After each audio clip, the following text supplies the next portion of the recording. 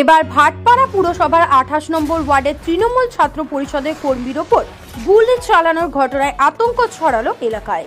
আজ ভোররাতে একদল দুষ্কৃতী হানা দেয় তৃণমূল ছাত্র পরিষদের কর্মী তোষ গড়গড়ির বাড়িতে।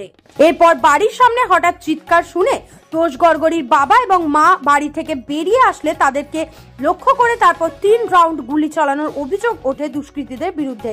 ইতিমধ্যে ঘটনার তদন্ত শুরু করেছে জগদ্দল থানার পুলিশ।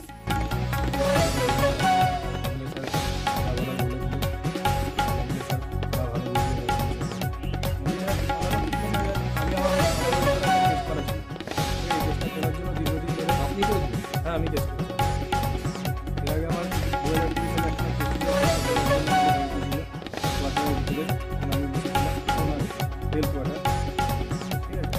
জমখানার পর তখন আমি টেস্ট করলাম, আমার একবার ঝামেলা হয়েছিল, আমাকে হাইরোডে ওখানটা খবর দিয়েছিল, টেস্টটা ছিল না, তখন ভালো এই জন্য আমি বাসুপুর থানাতেও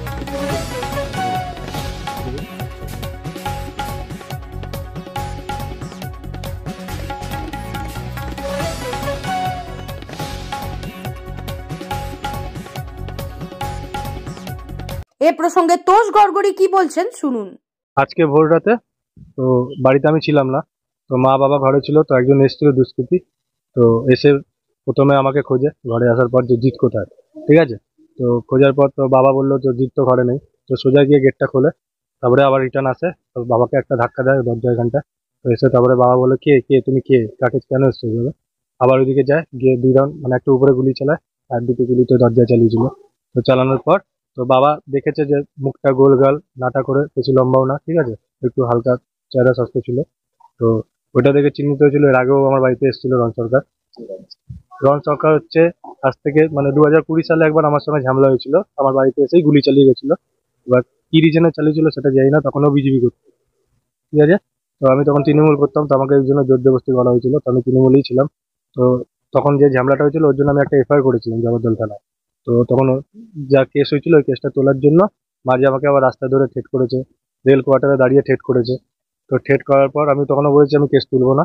তো 2 দিন আগেও আমাকে একবার ঠেট করেছিল, তো আমি বলেছি করবো না। তো আমি আমাদের বাসুপুর থানায় গিয়ে জিডি করি একখানা। তো জিডি করাতে আবার 2 দিন পর মানে কাল মানে ভোর রাতে তো এসেছিল বাড়িতে, এসে গুলি চালায়, তখন আমি বাড়িতে ছিলাম না। হ্যাঁ, আগের থেকেই এর আগেও এসে আমাকে গুলি চালিয়ে গেছে। হ্যাঁ, আমি নিশ্চিত না, কিন্তু আমার বাবা ওর মুখটা আগেও একবার দেখেছিল, ওখানে বাবাকে দেখিয়ে রেখেছিলাম যখন এর আগে এসেছিল, তো বাবা বললো এই ছেলেটাই ছিল, তো ওটা এই জন্য বললাম রন সরকার ছিল। হ্যাঁ, পুলিশ এসেছিল, পুলিশ এসে 2খানা গুলি উদ্ধার করে নিয়ে গেছে, গুলি আর সাথে খোলও ছিল, ঠিক আছে, উদ্ধার করে নিয়ে গেছে। তো সকালবেলায় গেছিলাম, তো এমএলএ সাহেবের কাছে গিয়ে জানিয়েছি, বা এমএলএ স্যার যা করবে, এমএলএ স্যার বাড়িতে ছিল না, মা কষ্টে ছিল, কান্নাকাটি করছিল, তো মা তো স্বাভাবিক ভয় পাবে, আর বাবা আমার একবার স্ট্রোক হয়েছিল, তো বাবার এনে একটু আতঙ্ক ছিল। তো এই নিয়ে পুলিশকে প্রশাসনকে জানানো হয়েছে, প্রশাসন আমাদের বলেছে যে যথাযথভাবে আমাদের হেল্প করবে। না, রনকে আমাকে মারার কোনো অভিযোগ হয়নি। আমি যখন বাসুপুর থানায় মানে যখন বাসুপুর রোডে গেছিলাম তখন আমাকে ধমকি দিয়েছিল, তখন ওর সঙ্গে আমার হাতাহাতি হয়ে যায়, ঠিক আছে। তো আমি ওখান থেকে সোজা টান আমি বাসুপুর থানায় চলে গেছিলাম, গিয়ে একটা জিডি করেছিলাম, আমাকে এরকম কেস তোলার জন্য এরকম মানে ডিস্টার্ব করা হচ্ছে। তো আমাকে বলেছে যে এরকম এরকম ব্যাপার, যে গুলি করে দেবো, এই করে দেবো।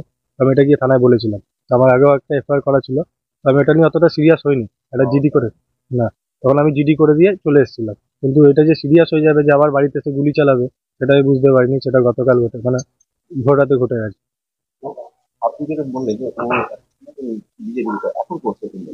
আমি যখন নির্দিষ্টভাবে ওর সঙ্গে আমি কোনো দিক দিয়ে যোগাযোগ করি না, আমি ওর ব্যাপারে কোনো খোঁজ খবরও রাখি না, কারণ অলরেডি 4-5 জায়গায় কেস খাওয়া রয়েছে, মানে অলরেডি ও ফিডাউটে বোম ফেলেছিল, তারপরে নোয়াপাড়ায় বড়বাবুর গাড়িতেও বোম মারা হয়েছিল, এই অভিযোগও রয়েছে, এনডিপিএস কেও বেরিয়েছে কিছুদিন আগে। তো এই ব্যাপারে আমি ওর সঙ্গে তো আমার এবার এই ব্যাপারের পিছনে কে আছে আমি সেটা বলতে পারবো না, এবার এগুলো আমি বলতে পারবো না কার মাধ্যমে করছি। ভাটপাড়া থেকে রবি কুমার সিং এর রিপোর্ট।